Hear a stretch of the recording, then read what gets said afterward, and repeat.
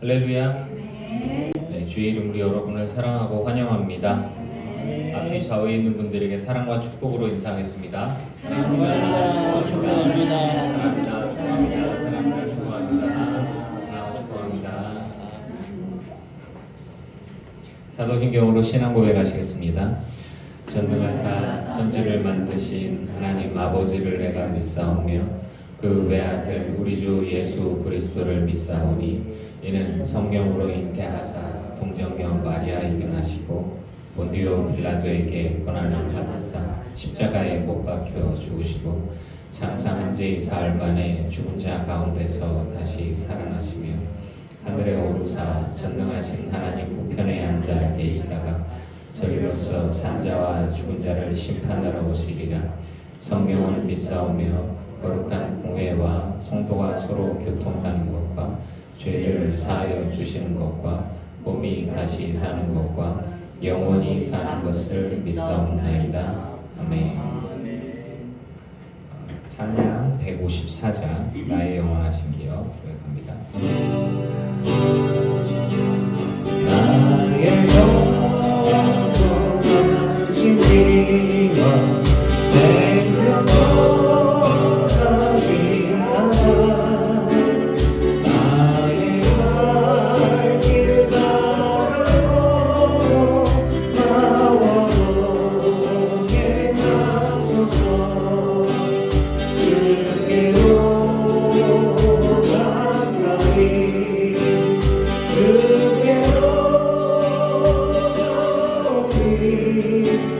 나의 갈 길 바라고 나와 오게 하소서.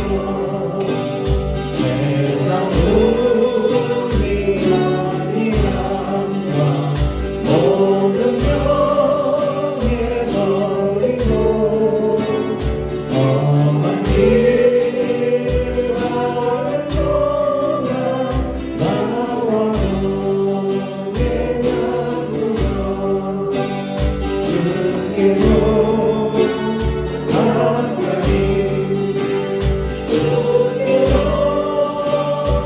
가오리. 나의 갈 길 바라고 나와 오게 하소서. 어느 골짝 지나가며 험한 바다 건너서 전국을 이루어 나와 오게 하소서. 주께로 가까이 주께로 가오리. 나의 갈 길 바라고 나와 오게 하소서.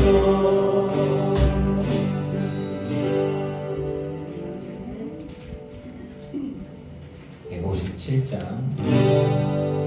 내가 죽인 삶을 모든 것 내려놓고 내 주 대신 주 앞에 나가 내가 사랑했던 모든 것 내려놓고 주님만 사랑해. 내가 주인 삶을 모든 것 내려놓고 내 주 대신 주 앞에 나가 내가 사랑했던 모든 것 내려놓고 주님만 사랑해. 주 사랑 거친 풍랑에도 깊은 바다처럼 나를 잠잠게 주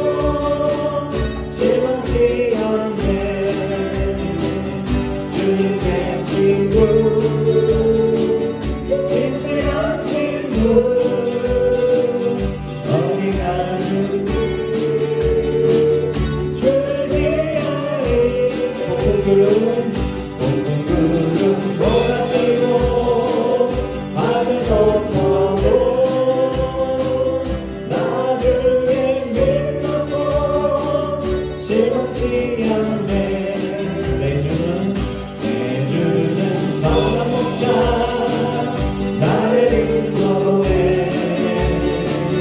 사망의 골짜기로 나를 지나로 주께서 나의 길을 인도하시니 나 주를 따르니 언제까지나 주의 목자 선하신 목자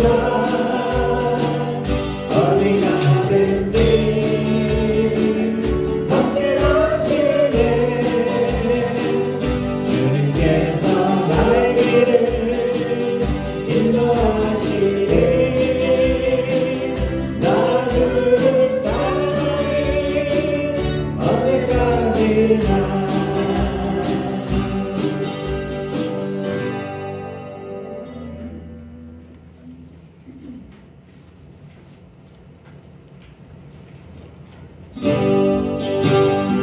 나는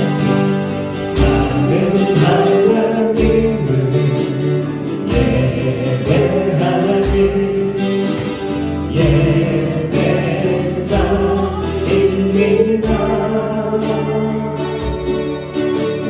내가 서 있는 곳 어디서나 하나님을 예배합니다. 내 영혼 너무가 은혜를 향하여 내 마음 완전한 하나님 향하여 이곳에서 바로 이 시간 하나님을 예배합니다. 네, 마음 모아서 김구현 집사님 기도하시겠습니다. 살아계신 하나님 아버지 감사합니다. 무덥고 습하고 그런 날씨 상황 속에서도 우리들 기쁜 교회 성도들을 삶 가운데 늘 함께하여 주셔서 이 자리에 모이게 하여 주시니 감사합니다. 하나님, 우리가 주님 앞에 나와 예배하는 이 시간이 단순히 우리의 몸만 와 있는 것이 아니라 우리의 마음까지도 하나님께 온전히 드리고 온 마음 다해 주님을 찬양하고 예배하는 시간이 되게 하여 주시옵소서. 이 시간에 우리와 함께 예배드리지 못한 늘 기쁘게 성도들을 좀 기억하여 주시고 하나님, 그들의 상황과 형편을 다 아시오니 하나님께서 그 상황과 형편을 열어주시고 인도하여 주셔서 함께 이 자리에 나와 기쁨으로 예배하며 또한 성도 간의 깊은 교제를 나눌 수 있도록 주님 은혜를 더하여 주시옵소서. 하나님, 우리가 한 주간 동안 세상에 살면서 정말 마음으로 생각으로 하나님 앞에 합당치 못한 삶을 살았던 것을 주님이 다 아십니다. 하나님, 이 시간에 우리가 우리의 의로움으로는 도저히 주님 앞에 나갈 수 없습니다. 다시 한번 예수 그리스도의 십자가의 보혈로 우리를 씻어주시고 우리의 빼앗겼던 마음과 생각들을 다시 주님께로 집중하게 하여 주시옵소서.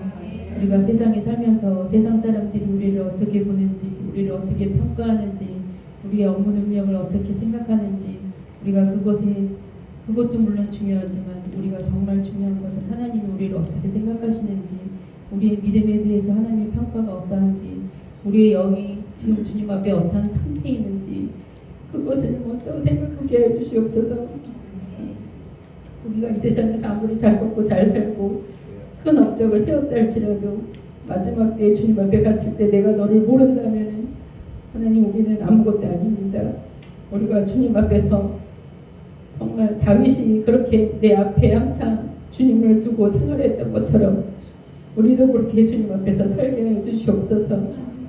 이 나라의 민족을 살아가시는 아버지, 새로운 대통령을 세워주셨습니다. 하나님, 우리가 그 사람의 업무 능력을 평가하기 이전에 우리가 전심으로 그를 위해서 중보하게 하여 주시고, 하나님, 우리의 기도를 통하여서 주님이 새롭게 세워진 대통령을 충분히 사용하셔서 이 나라의 민족의 현대에 처한 모든 어려움과 상황과 형편들을 주님의 은혜로 해결하여 주시고, 주님의 뜻이 이 나라의 민족 가운데 온전히 성취되는 은혜를 더하여 주시기를 원합니다. 그래서 마지막 때에 정말 주님 앞에 주님이 오실 때를 예비하는 민족으로 주님이 세워주시옵소서. 하나님 모든 국회의원들과 모든 위정자들이 자기 욕심이나 자기 이익만을 따지는 것이 아니라 자기 이름을 내세운 데만 극복한 게 아니라 정말 나라 민족을 위하고 국민들을 위해서 무엇이 가장 최선의 길인지를 바르게 분별할 수 있는 분별력과 지혜를 더하여 주시옵소서. 하나님 오늘도 예배하는 이 시간에 주님 함께해 주셔서 세우신 이여주 목사님을 주의 성령으로 충만케 하여 주시고 목사님의 입술을 통하여서 우리에게 친히 말씀하여 주시옵소서. 하나님 우리의 안에 내주하시는 성령님이 우리의 귀를 열어주셔서 우리 각자가 들어야 될 하나님의 말씀이 들려지고 또한 그 말씀이 깨달아져서 우리가 마음을 돌이키고 생각을 돌이키고 삶을 돌이켜서 하나님 앞에 더 합당한 주님의 거룩한 백성으로 우리의 삶이 새로워지는 시간이 되게 하여 주시기를 원합니다. 하나님 오늘도 주님 앞에 나와 예배하는 모든 주의 백성들을 기억하여 주시고 또한 이때에도 정말 하나님 한 영혼이라도 주님 앞에 구원받기 위하여서 애쓰고 수고하는 모든 선교사님들과 주의 백성들을 기억하여 주시고 하나님 그들을 주님께서 날마다 만나주셔서 위로하시고 격려하시고 그 사명의 길을 끝까지 갈 수 있도록 붙잡아 주시며 그들의 삶과 사역에 필요한 모든 것을 채워주시고 그들의 헌신과 수고를 통하여서 계속적으로 복음이 증거되고 영혼들이 주께로 돌아오는 은혜를 허락하여 주시옵소서. 시간 함께하여 주시고 모든 영광 홀로 받아주실 예수 그리스도의 이름으로 기도하였습니다. 아멘.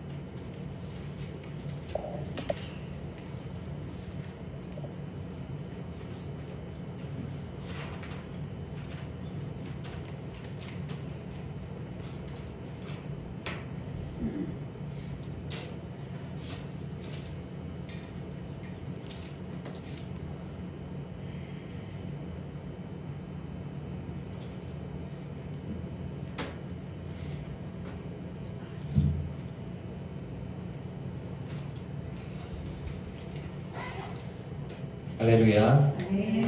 네, 주 이름으로 여러분을 사랑하고 축복합니다.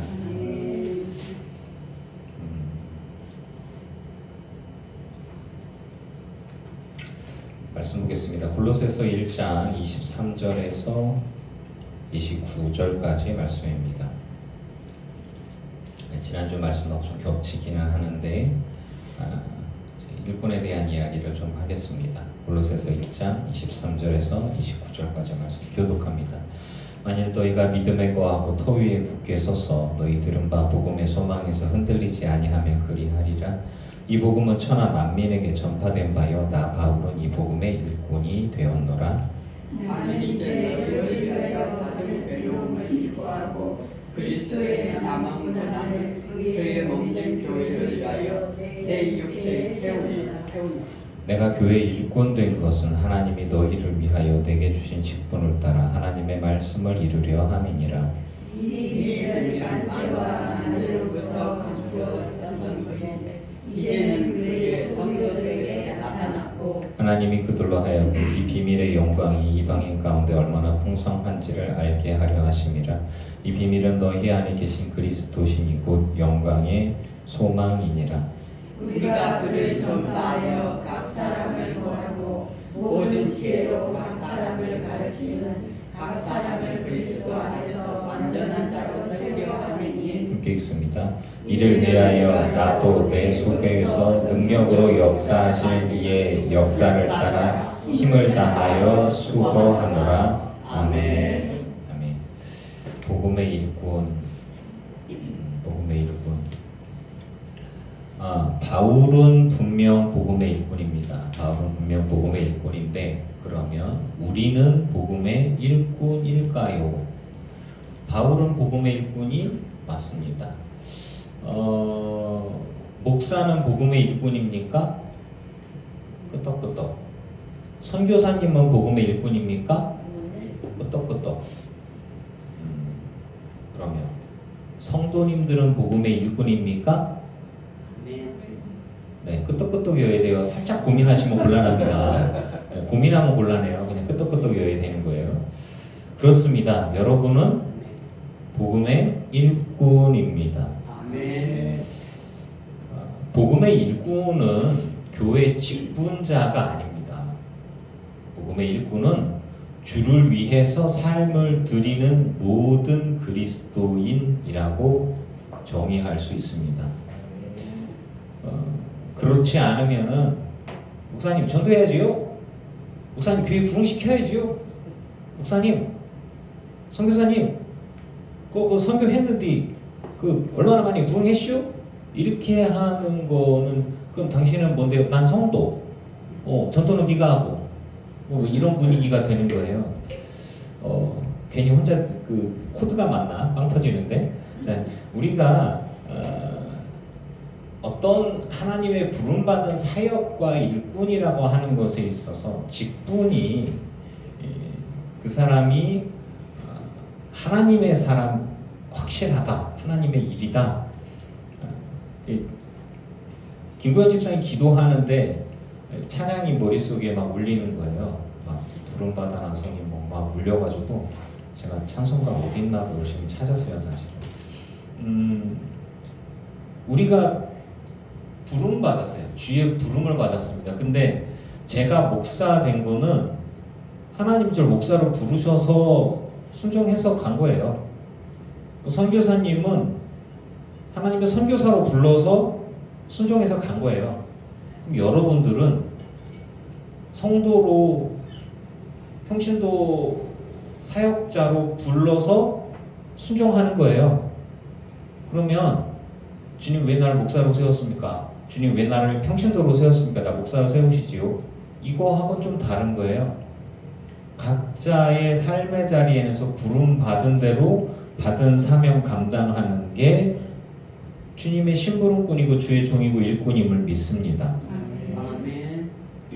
종입니다. 내가 그리스도의 종이에요. 그리스도의 종은 종이 주인 보고 이거 시켜라 저거 시켜라 라고 말을 하는 게 아니에요. 나 이거 할 테니까 이거 하고 이거 시키지 마 저런 거 시켜 라고 하는 게 아니라 주인이 알아서 너는 이거 해라, 너는 밥 해라, 너는 청소해라, 너는 일을 해라, 너는 나무 만들어 와라, 뭐 이런 걸 하면 각자의 능력에 맞춰서 제가 밥만 하면 다 태워 먹는데 저보고 주인께서 저보고 밥하라 그러면은 못 먹겠죠.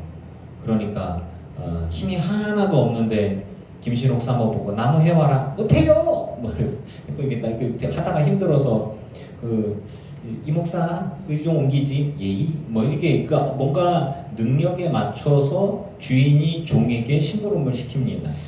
하나님이 여러분의 사정을 다 아시고 주님이 여러분의 사정을 아셔서 여러분을 필요한 일꾼으로 불러서 여러분을 사용하고 계심을 믿습니다. 바울은 하나님이 바울을 사랑하셔서 고난받게 하시면서도 복음의 일꾼으로 전도자의 일꾼으로 또 이방인을 향한 선교의 시작을 삼은 사람을 했어요. 그래서 바울로 인해서 천하 만민에게 복음이 전파되는 시작점이 되어졌어요. 당시의 사람들은 편협했고 유대인들 외에는 구원이 없다고 생각을 했고 각 지역, 국가, 민족, 지방별로 그들이 섬기는 우상들이 그득그득했어요. 굳이 그들에게 복음을 전해, 굳이 그들에게 예수님을 전해, 각자 자기들이 믿는 신이 있는데 그럼 우리만 구원받고 얘는 심판받아서 멸망하고 그럼 되는 거지 에요. 근데 하나님은 그들 모두를 사랑하고 계시고 자녀 삼으시려고 하시는 거예요. 그래서 굳이 사도 바울을 통해서 핍박받고 거절당하고 두들겨 맞고 죽음의 위협을 겪으면서 굳이 그들에게 복음을 전하는 거예요. 왜 그랬을까? 하나님의 마음이 그렇고 하나님이 말 그대로 명령하셨으니까. 바울은 자기 의지로 선교한 게 아니라 주님의 마음으로 주의 성령의 인도하심에 따라 감동하심으로 선교하고 그런 역사가 일어났음을 믿습니다.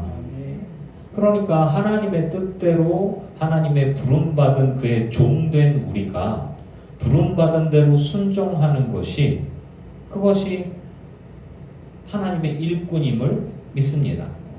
아멘. 그렇지 예린아? 그런 것 같지?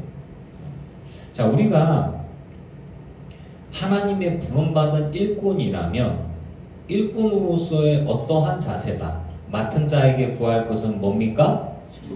그렇죠. 충성. 말들은 잘해요. 근데 저는 어떨까요? 저도 말은 잘합니다. 맡은 자에게 구할 것은 충성입니다. 제대로 충성하고 있느냐? 이러면 또 이제 회귀가 나올 수밖에 없겠죠. 바울은 복음을 전하면서 편안했을까요? 고난을 겪었을까요? 고난을 겪었죠. 이 바울의 고난을 보면서 이단들이 그렇게 위로를 받는데요. 자기들이 교회에서 핍박받으니까 우리도 똑같이 사도 바울과 같이 핍박을 받으면서 이게 주의 아이고 답답이야 또 이런 거잖아요. 그래서 당신들이 잘못된 거야. 당신들 때문에 교회가 쪼개지고 사람들이 상처를 받고 예수님을 떠나. 이거는 내가 지어야 할 십자가요. 야, 네 십자가를 두들겨 때리는 데는 하여튼 그런 상황이죠. 참 답답합니다. 그런데 왜 그러냐? 그들은 그게 복음이라고 생각을 한 거고 그게 주를 위한 것이라고 생각을 한 거예요. 참 답답하죠. 근데 그런 모든 모습의 본은 우리 주 예수 그리스도이시고 그리스도를 따라서 또 사도 바울 또한 복음을 전하면서 갖은 고난을 겪습니다. 우리가 어떤 일을 할 때 보상이 필요한데 보상 심리라고 하는 거가 있어요. 내가 이거 하면 뭐 해줄 건데? 돈을 줄 거야. 날 편안하게 해줄 거야. 내게 더 좋은 걸 줄 거야. 뭐 이렇게 가는 건데 우리는 주의 복음을 전하는데 욕먹고 거절당하고 고난당하고 이렇다면 굳이 할 필요가 없잖아요. 왜? 그런데 우리가 주님의 복음 때문에 받는 모든 불이익과 고난은 하나님 나라에서 온전한 상급으로 받게 될 것을 믿습니다. 아멘. 가만히 보니까 우리가 제일 남는 장사인데 근데 가장 불쌍하게 손해만 보는 장사가 누구냐? 이단이라고 볼 수 있겠죠. 열심히 섬기고 그랬는데 알고 보니까 주가 아니네. 알고 보니까 하나님이 아니네. 이렇게 되어지면 참 그래서 우리가 그들을 이렇게 분노하고 적개심을 갖는 거라기보다는 정말 불쌍히 여기는 마음을 가져야 됩니다. 참 불쌍하다. 그들은 우리 보고 불쌍하다 그래요. 그리고 이단들은 저를 보면서 아주 늑대다. 성도들의 고혈을 빨아먹는 속여서 거짓말하고 고혈을 빨아먹는 나쁜 놈이다 라고 합니다. 아주 척결의 대상이라고 해요. 제가 여러분도 그렇게 생각하진 않죠. 네. 근데 왜 그런 생각들을 하게 되냐? 그는 미혹에 유혹에 혹은 잘못된 지식에 하나님을 아는 지식이 필요하고 하나님을 아는 지혜가 필요하고 진리 안에서 자유로워야 되는데 진리가 아닌 것으로 망해가는 거잖아요. 이게 참 문제죠. 너희를 위하여 겪는 괴로움을 사도 바울은 기뻐한다라는 표현을 써요.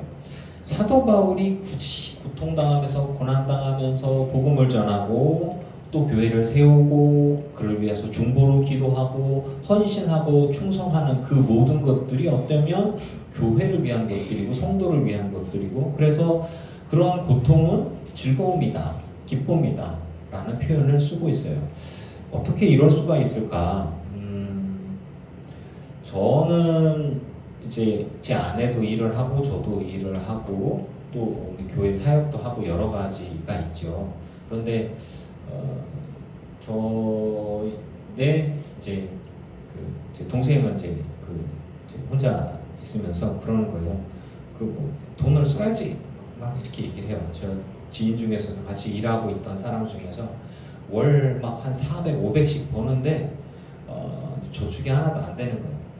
이렇게 돈을 써요. 근데 이제 그 자기를 위해서 쓰는 거는 당연한 거다라고 생각을 하는데 뭐 제 아내도 그렇고 저도 그렇고 저가 저를 위해서 쓰는 돈이 얼마나 되겠어요. 뭐 얼마 벌지도 못하겠지만.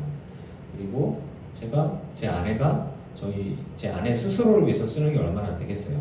다 아이들 키우고 가족들을 위해서 이렇게 쓰는 거죠. 그리고 제가 뭐 돈이라도 뭐도 생기면은 또 어떻게든 잘 지금 못 주지만은 기쁨으로 받아 하면서 이렇게 뭐 해주고 싶어 하지. 그러니까 뭔가를 해주는 게 기쁨이지 내가 날 위해서 뭐 하는 기쁨보다 훨씬 더 전 기쁘다고 생각을 합니다.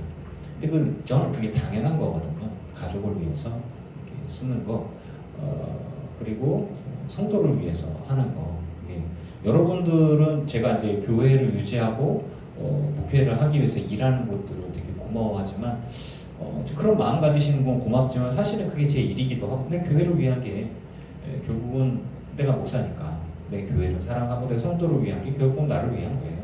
이제 뭐 그런 거죠. 그래서 그렇게 감사할 일인가 고마워할 일인가 뭐 잠깐 생각도 좀 해보고 하지만 뭐 어쨌든 이제 그런 거니까 내가 내 가족을 위한 것들은 결국 나를 위한 것이에요. 그러니까 이제 뭐 제가 제 아내를 위한 것이나 제가 저희 아이들이나 우리 교인들을 위한 것은 결국 나를 위한 거예요. 왜냐하면 내가 사랑하는 사람들이니까, 내가 위하는 사람들이니까. 그래서 일을 하는 게 몸이 안 따라주고 돈이 안 돼서 좀 미안한 마음이지. 그 가족들에게 돈을 쓰거나 누군가에게 돈을 쓴다고 해서 그것이 막 아까워 죽겠네. 아이고, 내가 이 돈을 뭐 이런 생각은 한 번도 해본 적이 없어요. 그거로 바꿔서 생각해봤어요. 사랑하는 일을 위해서 내가 수고하고 노력하고 헌신하고 돈을 쓰는 것들 이런 부분들이 있다면 물질이 있는 곳에 네 마음이 있다. 즉 반대로 말하면 내 마음이 있는 곳에 내가 돈을 쓴다라고 하는 거예요. 근데 그게 아이고 아까워라 이러면서 쓰나 그렇지는 않거든요. 왜냐하면 내가 사랑하니까 내가 나를 더 사랑하는 것보다 내가 내 가족들을 더 사랑하니까 그들을 위해서 쓰는 거죠. 바울은 교회가 가족이고 성도가 나의 자녀이고 성도가 내 부인이고 뭐 내 남편이고 뭐 이런 상황들인 것 같아요. 그리고 주님이 나의 남편이고 나의 신부이고 이런 그래서 그런 식으로 조금 생각을 해봤어요. 우리에게 있는 우리의 가족에 대한 우리들의 성도들에 대한 교회를 향한 사랑 그리고 사도 바울이 교회를 향한 성도를 향한 사랑과 헌신과 그 눈물은 근본이 무엇일까 생각해 봤는데 일단 근본은 하나님의 사랑에서 오는 것이지만 하지만 바울의 입장에서 봤을 때 그런 것은 내가 누군가를 사랑한다면 그 사랑하는 일을 위해서 내가 하는 모든 것들은 전혀 아까운 게 아니다 라는 생각이 들더라고요. 여러분 주님을 정말 사랑하신다면 주님을 위해서 충성하시기를 축복합니다. 억지로 하지 마시고 자발적으로 하시기를 바랍니다. 제가 저희 사랑하는 딸을 위해서 이렇게 뭔가 저희 큰 딸은 저렇게 얘기해요. 생색 좀 그만 내. 뭐 이렇게 그런가? 뭐 이렇게 제가 이제 어떤 뭐라 그래요? 이렇게 좀 이렇게 인정받고 싶어하는 그게 좀 있어서 좀 장난식으로 하고 막 얘기를 하고 잘 되지 고맙지 뭐 이렇게 막 얘기를 하면은 아유 됐거든요 뭐 이래서 이제 장난을 좀 치는데 우리는 생각을 합니다. 여러분 주님 앞에 헌신한 모든 것들 굳이 생색을 안 내도 온전한 사랑과 축복으로 상급으로 돌아오게 될 것을 믿습니다. 바울의 괴로움 즉 너희를 위하여 겪는 괴로움을 나는 기뻐한다 라고 말했을 때 저는 이걸 어떻게 설명하지? 라고 하다 보니까 그렇구나. 내가 내 가족을 위해서 내가 내 아내를 위해서 하는 모든 것들에 좀 힘들고 하고 제 아내가 막 하기 싫어 죽겠는데 뭐 일하고 그런 것 같지는 않거든요. 그러니까 감사하면서 일을 하는데 돈이 벌고 아이를 위해서 쓰고 뭐 이렇게 가족을 위해서 하고 뭐 이런 거. 제 아내가 저한테 카드를 줘요. 써라! 제가 이제 카드로 이렇게 기름도 넣고 뭐도 하고 제가 벌이가 좀 현찮으니까 그러고 나서 이제 좀 모자르면 나 통장 잔고가 빵이요 라고 이렇게 슬퍼하면은 내가 좀 보낼게. 그리고 지금 거꾸로 돼 있어요. 그래서 되게 굉장히 미안한데 저는 그 평소에 아내한테 이제 사랑 표현을 많이 합니다. 그럼 아내는 귀찮아, 그만해, 알아, 됐어. 뭐 이렇게 얘기를 합니다. 하지만 행동을 보면 그 사람이 날 사랑하는지 안 하는지 그냥 바로 알 수 있는 거잖아요. 그래서 저는 막 표현을 하는 거고 아내는 이제 굳이 그걸 말로 해야 되냐? 그래, 말로 해야 된다. 저희는 되게 유치하게 놀고 있어요.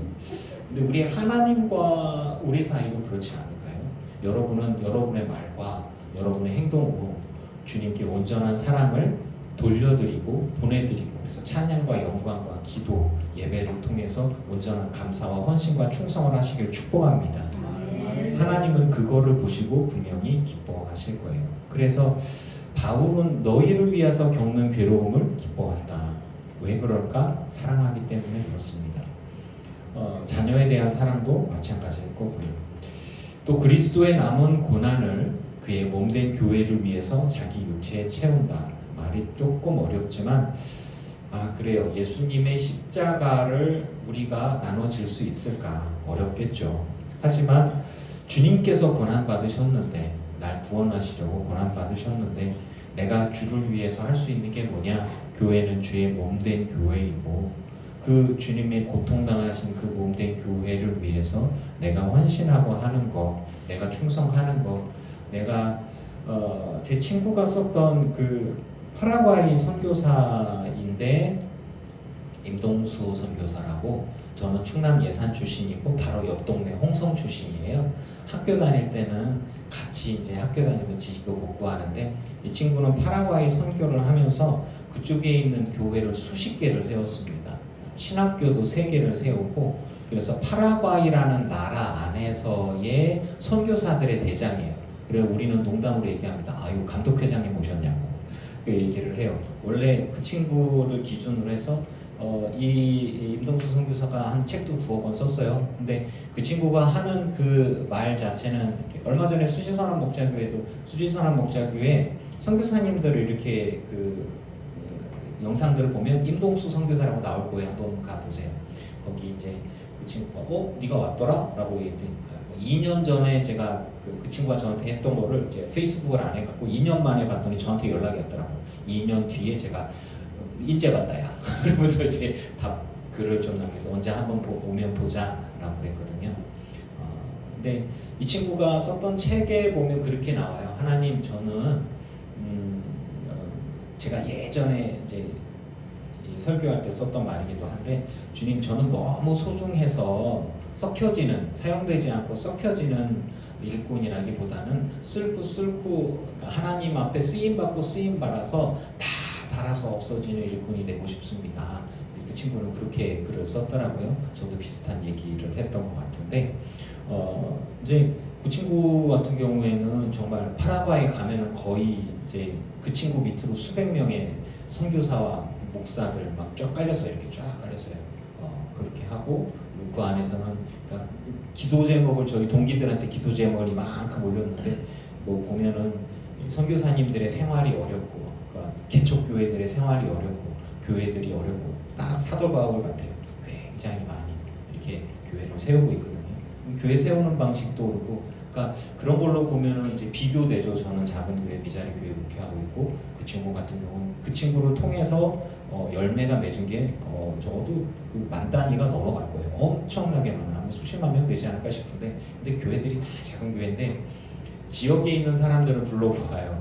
목사님들하고 이제 그 교인들하고, 그리고 옛날에 우리가 70, 80년대 부흥이 하듯이 그냥 그렇게 해버려요. 그것도 4박 5일간을 2시간 찬양, 2시간 설교, 2시간 찬양, 2시간 설교, 그 다음에 밤새 기도. 그거를 프로그램을 5일 동안 해요. 그래갖고 5일 동안 계속해서 해갖고 성령 받을 때까지 그냥 계속 기도해요.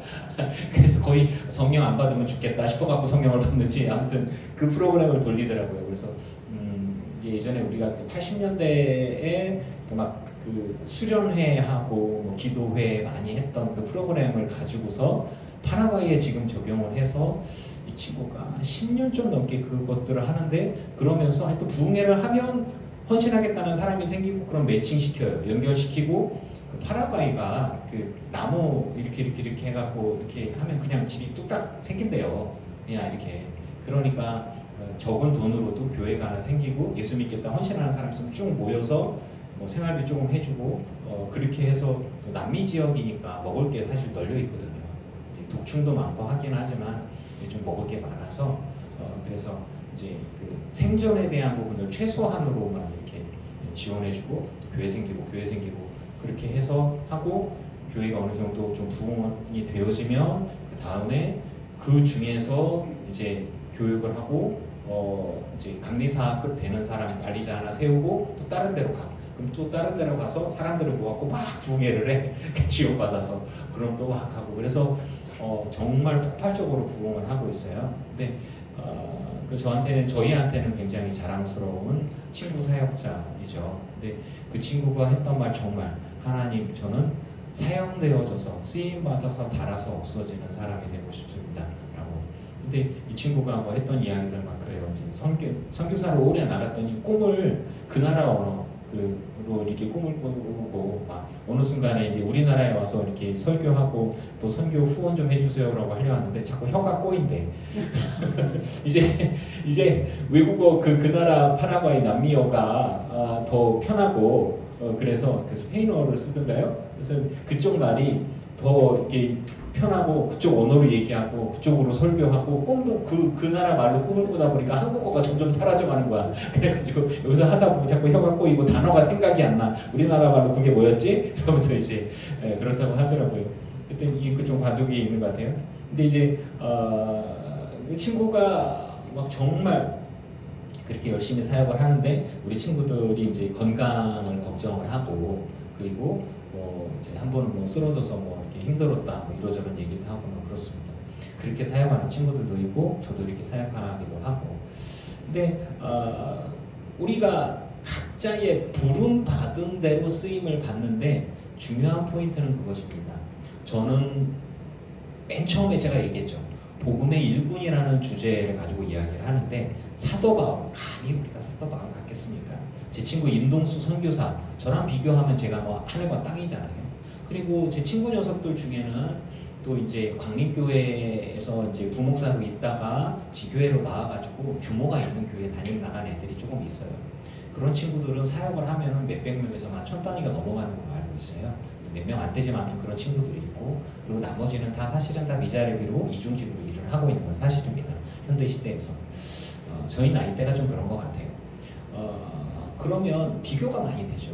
그럼에도 불구하고 모든 사람들은 다 여러분이 보시기에 사도 바울과 혹은 제 친구나와 비슷한 레벨이 아닐까 싶긴 한데 아무튼 그래도 감히 사도 바울 같지는 않겠지만 뭐 임동수 선교사나 혹은 뭐 목사나 뭐 큰 교회 목사나 이런 사람들만이 일꾼이 아니라 제일 처음부터 물어봤죠. 목사나 선교사만이 일꾼이 아니라 성도도 하나님의 일꾼이다. 아멘입니까? 아멘. 그래요. 그러면 제가 여러분께 물어볼게요. 여러분이 저한테 저는 여러분 교회가 너무 작아서 사역도 좀 부족해서 하나님의 일꾼이 아닌 것 같습니다 라고 말을 한다면 여러분은 동의하겠습니까? 아니죠. 동의 안 하겠죠. 네. 저도 마찬가지로 여러분들께 그런 이야기를 하고 싶은 거예요. 무슨 이야기냐면 나는 그냥 평신도고 주일날에 나와서 예배만 하고 그러지 평소에는 먹고 사는데 바빠서 일하고 그냥 생존만 하는 거지 뭘 제가 하나님의 일꾼입니까? 라고 말을 한다면 아닙니다. 주님의 부름받은 모든 그리스도인은 하나님의 부름받은 대로 충성하고 순종하는 일꾼이 되어짐을 믿습니다. 아멘. 선교사로 부름받은 친구는 선교사로 부름받아서 충성하는 것이고 그리고 목사로 부름받은 사람은 목회자로 부름받아서 쓰임받는 거예요. 그런데 이제 크게 금그릇처럼 쓰임받는 사람도 있고 저같이 이제 작게 쓰임받는 사람도 있는 거예요. 하지만 그 모든 것들 안에서 다른 게 있다면 하나님을 정말 사랑하느냐 부름받은 그 자리에서 얼마나 충성하고 하나님이 기뻐하실 만한 열매를 맺느냐라고 하는 것입니다. 여러분 바울이 그랬어요. 그리스도의 남은 고난을 그의 몸된 교회를 위하여 자신의 육체에 채운다. 그렇다면 바울은 분명히 하나님 앞에 갔을 때 상급이 있을 것을 저는 믿습니다. 그렇다면 여러분은 어떻습니까? 여러분도 똑같이 그렇게 주의 교회를 위해서 주님을 위해서 충성한다면 상급을 받지 않겠습니까? 사도 바울이나 다른 하나님의 사람들 보면 우리와 같은 사람한테 참 귀하다고 생각이 들어요. 근데 괴로움, 고난을 기뻐하는 일은 사실 없겠죠. 바울도 고통스러운 게 있고 힘든 게 있고 질병으로 고통스러웠기 때문에 뭐 40일을 한 3번 정도씩 금식하면서 하나님께 이 병 좀 고쳐달라고 기도했겠죠. 다른 사람 병은 다 고치는데 제가 제 병을 어떻게 못 고치고 이거 이래서는 전도하기 어렵습니다 주님 했는데 주님이 하시는 말씀, 너에게 은혜가 너에게 족하다 이제 이렇게 말씀하시고, 예 알겠습니다, 더 이상 기도 안 하겠습니다. 그러니까 다른 사람의 병을 고치지만 고치는 사람이 환자야, 뭐 이렇게 되어지면 고치는 사람 입장에선 자존심이 상할 수 있고 사람들이 빈정거림이 있을 수 있지만 이 모든 것들은 그 사람의 능력이 아니라 하나님의 은혜와 능력임을 선포할 수 있게 되는 계기가 되지 않겠습니까? 왜냐하면 내가 나를 고치고 내가 건강해, 봐 내가 얼마나 내가 건강해, 자 빨리 와봐, 내가 건강해지는 거 봤지, 너도 이렇게 될 거야 라고 하는 거면 하나님께 영광을 돌리겠습니까? 자기가 영광을 가져갈 거예요. 그래서 주님은 원천적으로 그거를 차단한 겁니다. 그래서 사도 바울이 교만해질 수 있는 많은 것들을 다 쳐버렸어요. 그 사람의 외모도 뭐 사람들이 보기에 그렇게 흠모할 만한 게 없고, 예수님도 사실은 흠모할 만한 게 없었다고 하는데 그건 잘 모르겠어요. 어쨌든 간에 우리가 주를 위해서 받는 괴로움이나 고난에도 불구하고 주님은 그것으로 인해서 기뻐하시고 영광을 받으신다라고 하는 겁니다. 사도로 부름받은 특별함은 그 사람의 특별한 게 아니라 그저 주님이 부르셨기 때문에 특별해진 것 뿐이에요. 여러분이 저를 목사로 특별하게 바라보지만 주님이 저를 목사로 부르셨던 거 외에는 다른 게 없는 거예요. 뭐 다른 게 없어요. 대신에 주님 앞에 섰을 때 그 사람은 각자가 얼마나 사랑했느냐, 순종했느냐, 충성했느냐를 가지고 열매를 갖고 주님 앞에 드리겠지요. 교회 일꾼은 하나님께서 바울에게 주신 직분을 따라 순종하고 충성하는 것처럼 여러분 각자가 하나님의 부름받은 대로 충성하는 곳으로 상급을 받는 것입니다. 각자의 자리에서, 즉 맡은 자에게 구할 것은 충성이다, 순종이다. 주님께서 부르셨으니까 순종하는 거예요. 각자의 자리에서 주를 위한 직임에 최선을 다하면 되는 겁니다. 근데 바울은 얘기해요. 이 비밀이 만세와 만대전부터 준비된 것이다. 교리적인 얘기를 조금 해보겠습니다. 여러분의 구원 받음이 만세와 만대전부터 계획된 게 아니라 인류의 구원을 위한 하나님의 계획이 예수 그리스도를 통한 인류 전체의 모든 죄와 구원, 그래서 영원토록 하나님의 자녀들이 하나님과 함께 있을 수 있는 구원의 길을 준비함이 만대전부터 이루어진 거지, 누군가는 구원받고 누군가는 지옥에 가는 게 미리 정해진 게 아니라는 거예요. 그래서 이 부분들이 좀 헷갈리면 안 돼요. 그리고 구원은 우리가 그 은혜에 참여하는 것입니다. 그래서 태어날 때부터 천국에 갈 사람과 태어날 때부터 지옥에 갈 사람이 정해졌다면 하나님의 심판은 불의합니다. 왜? 눈 떠보니까 나는 지옥에 가는 놈으로 정해졌거든. 그래서 지옥에 갔어. 그래서 하나님 나한테 벌 주셔. 나는 선택권이 없잖아. 그러면 그건 불의하잖아요. 우리가 선택을 할 수 있어야 되는 거 아니겠어요?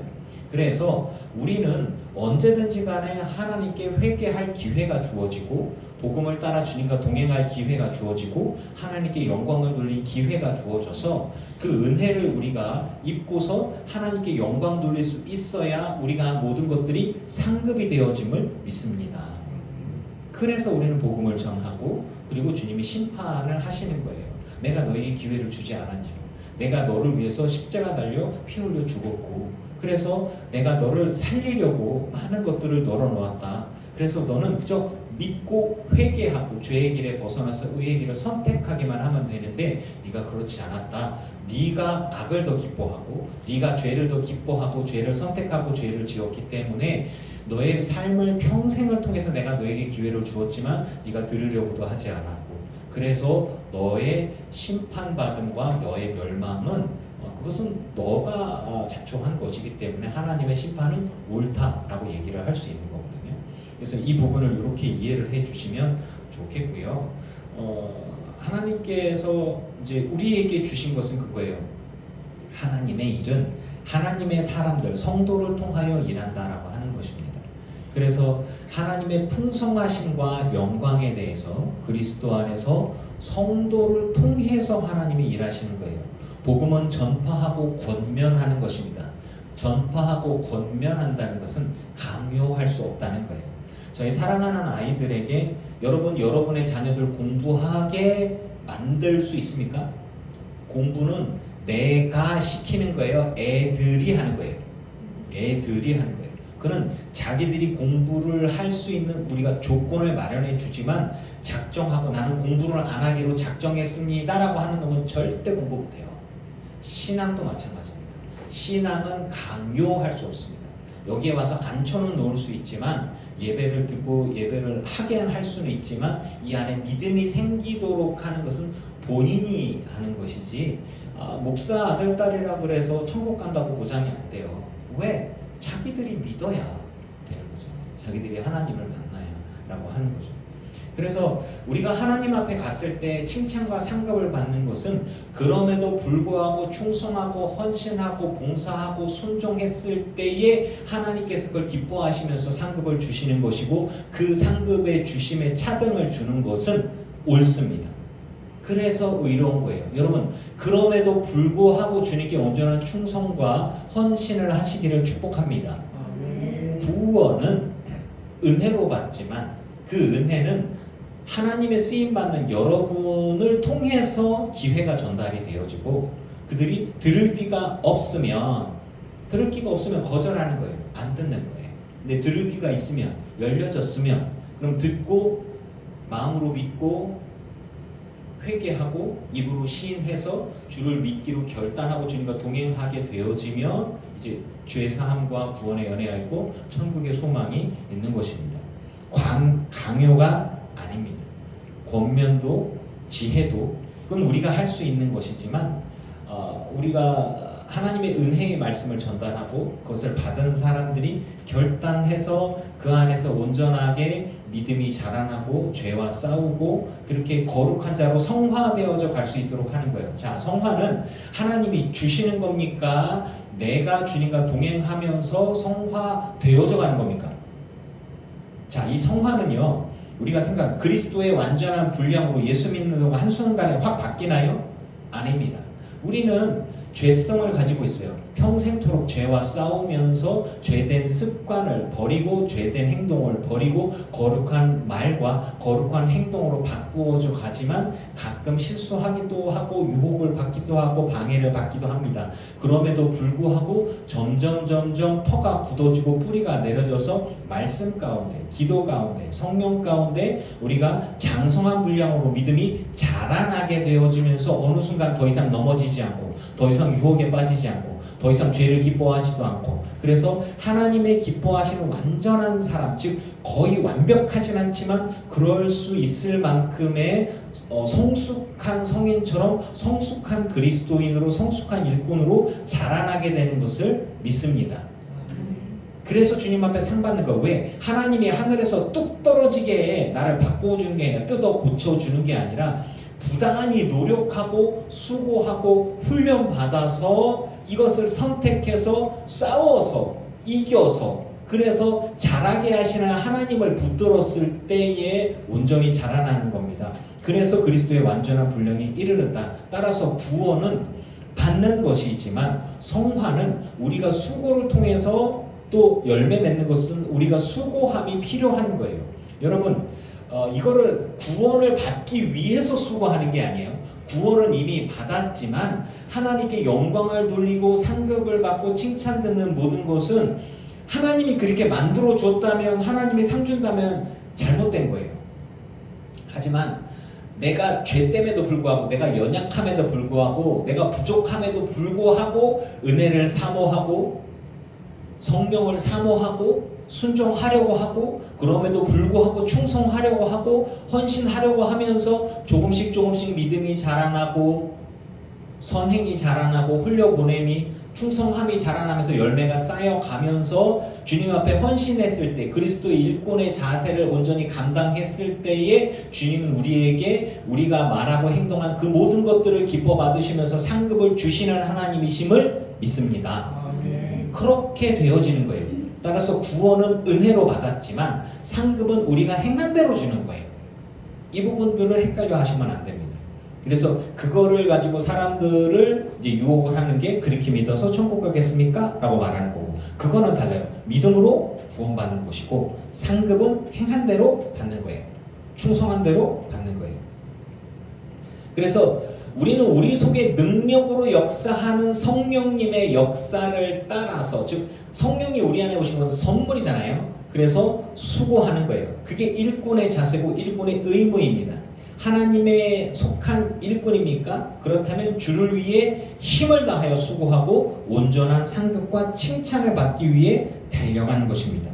그래서 나도 내 속에 능력으로 역사하는 이의 역사를 따라 힘을 다하여 수고하노라. 하나님이 힘을 주셔서 다하는 게 아니라 내가 가진 부족함을 가지고 최선을 다해서 요것 가지고 수고했을 때 하나님의 상 주시는 거예요.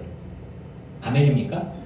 10달란트를 줬는데 하나를 남긴 것과 1달란트를 줬는데 하나를 남긴 것과 누가 더 칭찬받겠습니까? 그래서 다른 사람과 비교할 필요가 없는 거예요. 다른 사람과 비교하지 마시고, 어떤 사람이 말 그대로 11조를 10만 원을 하는데 생활비가 100만 원 사람이 10만 원을 하는 것과 생활비가 1000만 원인 사람이 10만 원 하는 것과 하늘과 땅 차이잖아요. 그래서 그런 것들을 교회가 봤을 때 그저 보여지는 헌금 요거 갖고서만 얘기하는 게 아니라 이 사람의 사정에 따라서, 그거는 교회는 교회 입장에서 봤을 때는 숫자만 갖고 보겠지만 하나님은 우리가 가지고 있는 것, 우리에게 주어진 것에도 불구하고 부족한 능력에도 불구하고 최선을 다해서 주를 위해 충성하고 헌신했다면 주님은 그 모든 것들을 기뻐 받으실 것임을 믿습니다. 복음의 일꾼으로 인정받는 것은 목사가 카운터하는 게 아니에요. 교회 직분자가 카운터하는 게 아니에요. 우리 주님께서, 내 삶의 전부를 아시는 주님께서 계수하시는 것입니다. 그렇다면 제가 여러분들께 물을게요. 파라과이의 선교사로 감독회장 같이 일하고 있는 친구를 보면서 제가 목회를 그만둔다 그러면 여러분은 말도 안 된다고 얘기를 하겠죠. 그러면 여러분들에게도 똑같이 얘기를 하고 싶은 거예요. 주님, 저는 헌금도 많이 못하고요. 저는 봉사도 별로 못하고요. 충성도 못하고요. 누구는 되게 부자인데 나는 부자가 아니라서요. 누구는 매일 나와서 뭘 하는데 나는 못하고요. 그럼 제가 뭐라고 얘기할까요? 자, 이렇게 충성 안 하니까 여러분은 교회 나오지 마세요. 그럴까요? 아니잖아요. 똑같습니다. 하나님 보시기에, 하나님의 시각에서 봤을 때 여러분은 어떤 사람입니까? 주님이 보시기에 내가 너를 기뻐하노라 라고 하실 수 있을 만큼 주님과 동행하는 삶을 살면 되는 겁니다. 비교하지 마세요. 악마가 좋아하는 거예요. 복음의 일꾼으로서 부르심 받은 대로 그 자리 안에서 온전히 충성하시면서 온 힘을 다하여 수고하셔서 온전한 칭찬과 상급을 받으시기를 주의 이름으로 축원합니다. 아멘.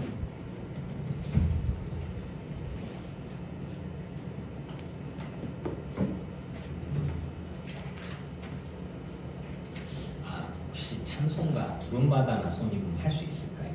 323장인데 김건희 집사님 기도하는 때 자꾸 머릿속에서 웽웽거려가지고, 아니면 그냥 반주가 어려우면 그냥 찬양합시다. 그냥 무리하지 마시고. 몇 장이요? 323장이요.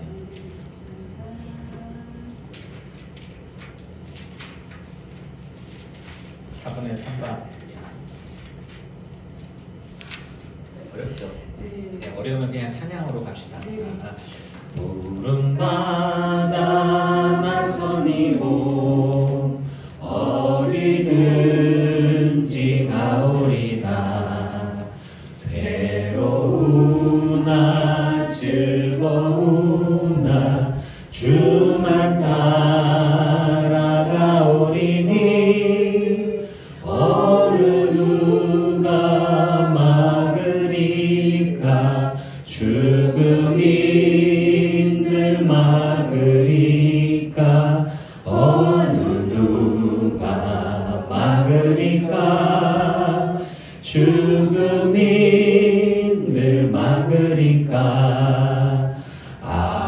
골짝 빈들에도 복음 들고 가오리라.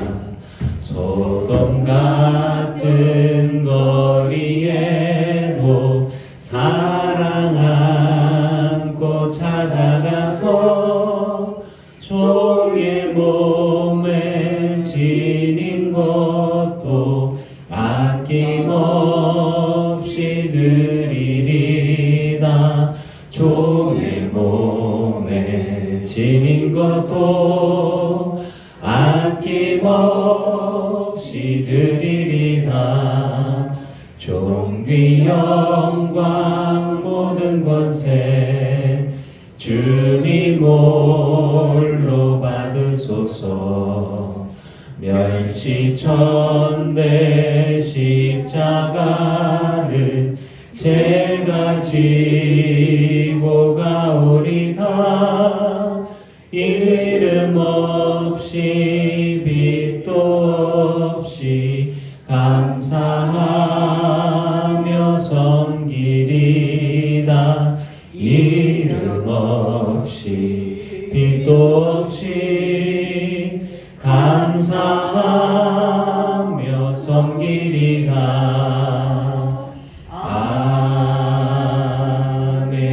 아멘. 우리 성도님들의 고백이 아닐까 싶은 생각이 듭니다. 주님 앞에 예물 드린 이들이 있습니다. 이들의 삶과 이들의 예물을 받으소서. 하늘의 신령한 곳으로 땅의 기름진 복으로 누르고 늘어 넘치도록 하여 채워 주시옵소서. 복음의 일꾼으로 부르셨으니 복음의 일꾼으로 쓰임 받다가 온전히 충성하여 수고하다가 칭찬과 상급을 받기를 원합니다. 누구처럼 사도 바울처럼 혹은 저 외국에 선교하고 있는 저희 동기 목사 선교사처럼 대단한 열매가 있지는 않지만 그래도 목사로서 성도로서 각자의 삶의 자리에서 우린 주를 위해서 최선을 다하고 수고하고자 합니다. 주님, 우리의 삶을 받아 주시옵소서. 복음의 일꾼으로 쓰임 받는 것 주님이 인정해 주시면 됩니다. 다른 사람들이 박수 쳐주는 것보다 하나님께서 내게 잘했다, 착하고 충성된 종아, 주님이 인정해 주시면 그것으로 족합니다.